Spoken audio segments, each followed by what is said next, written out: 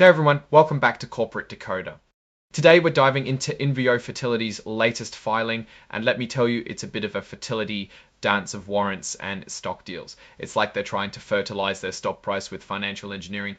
Before we get started, if you're tired of corporate jargon and want straight answers, hit that subscribe button and join our Discord community linked in the description below. Let's decode this together. INVO Fertility just filed an update called an 8K clone to a previous report from April of this year. Think of it as a correction or add-on to what they already told the Securities and Exchange Commission. The main purpose of this update is to include the actual forms of a new warrant and an agreement which we will get into later. The story starts at the end of April this year. INVO Fertility made a deal with one of its existing investors, a holder of some warrants. These warrants are basically coupons that allow the holder to buy shares of the company's stock. These existing warrants allowed the investor to buy shares at 8.40 cents each. Now the company has made a new deal. INVO Fertility made what they call an inducement letter agreement.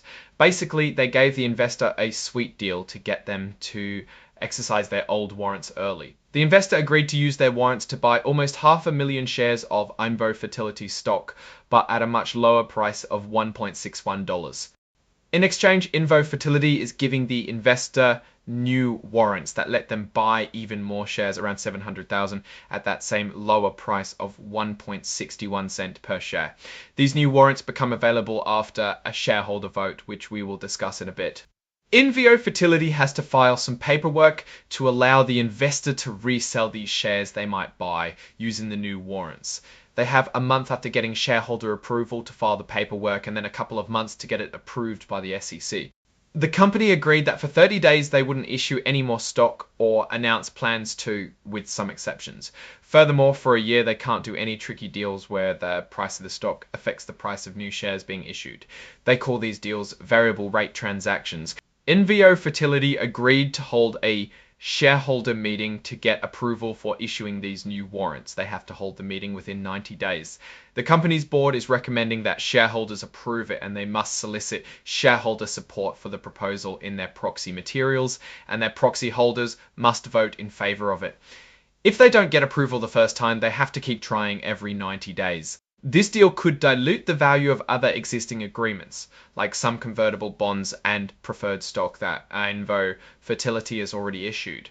This means those other investors might see their investments become less valuable. INVO Fertility will get around $750,000 from the investor exercising those old warrants. This is before they pay any expenses related to the deal.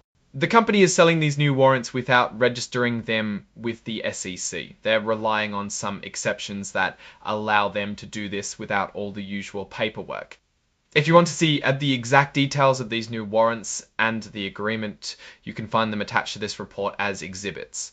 This company is not an emerging growth company. Now, what does all this mean? INVO Fertility is basically giving an investor a good deal to get some cash now. They're hoping this will help them. But it could also make existing investors unhappy because it dilutes their shares and has the potential to dilute the company's capitalization table. Now let's step back and look at the bigger picture. INVO Fertility is a company that focuses on fertility treatments. This deal seems to be about raising money in the short term. One strength for INVO Fertility is that they are in a market with increasing demand and growing awareness. However, a weakness could be their need to keep raising money, which can be a sign of financial challenges. A significant risk is that shareholders may not approve the new warrants. The shareholders are the ones who have to vote, and if they don't, the warrants aren't given. An opportunity is if the company can use this new funding to grow their business and become profitable in the long run. In conclusion, this deal is a mixed bag. It gives INVO Fertility some much needed cash, but it also adds more potential dilution to the existing share structure. The company's future depends on how well they use this money to grow their business and achieve profitability. Alright, that's our breakdown of INVO Fertility's latest filing. What's your take on these financial maneuvers and what they signal for the company's future? Drop your thoughts in the comments. If this analysis was valuable, hitting that like button really helps, and subscribe for more deep dives. Don't forget to check out the Discord in the description. Thanks for watching, see you next time.